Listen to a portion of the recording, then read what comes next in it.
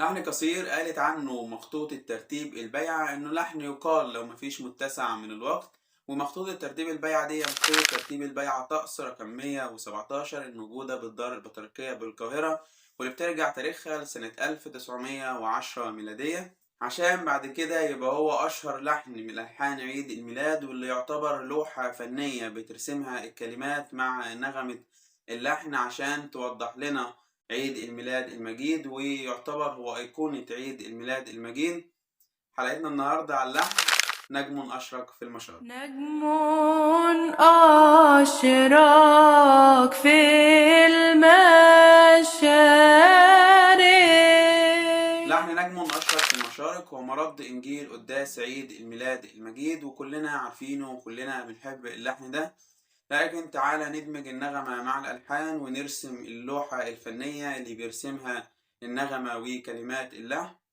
أول حاجة نجم أشرق. كلمة نجم أشرق بتبدأ بنغمة تصاعدية خافتة وجاية من تحت تصاعدي، وكأنها بتعبر عن النجم اللي بدأ يشرق في السماء أو بزوغ النجم في السماء. هنوصل لقمة التصاعد في النغمة عند كلمة المشارق، وكأن نغمة اللحن عايزة تاخد عقولنا وقلوبنا للمشارق عشان نشاهد النجم اللي ظهر للمجوس في مشارق السماء. ولكن فجأة وبدون أي مقدمات هتلاقي نغمة اللحن بتهبط فجأة وبتنزل بأنظارنا للأسفل عشان نشوف الجزء التاني من لوحة الميلاد، وهما المجوس اللي هيتبعوا النجم عشان يوصلوا للسيد المسيح. بعد كلمة المجوس اللي بتهبط فيها كلمة اللحن، اللي بتهبط فيها نغمة اللحن، بتبدأ نغمة اللحن تتغير وبتبقى نغمة مترددة ونغمة متقسمة كده، كأنها بتعبر عن خطوات المجوس اللي ماشيين ورا النجم عشان يوصلوا لبوصلته أو عشان يوصلوا للغرض اللي عايز يوديهم إليه. هتلاقيها أكتر واضحة في كلمات تابعوه حتى أدخلهم بيت لحم. وفي بيت اللحم هنا بيظهر معانا جزء تاني من اللوحة، وهو المدينة أو المكان اللي بيترسم فيه الحدث اللي احنا بنعيشه في اللحن.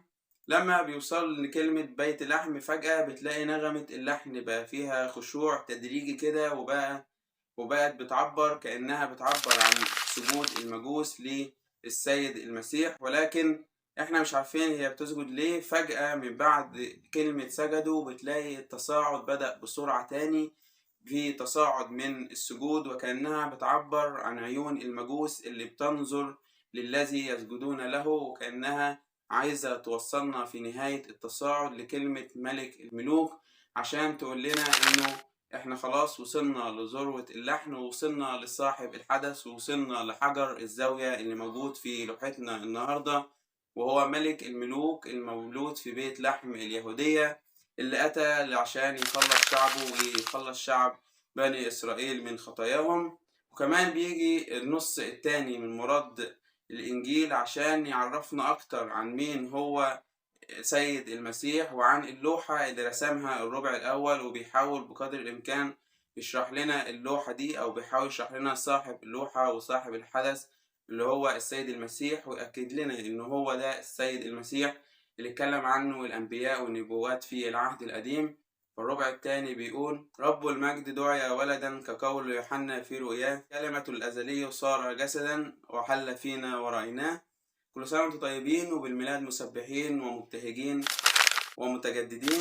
اشوفكم الحلقة الجاية. متنساش تشارك الحلقة دي مع أصدقائك. سلام.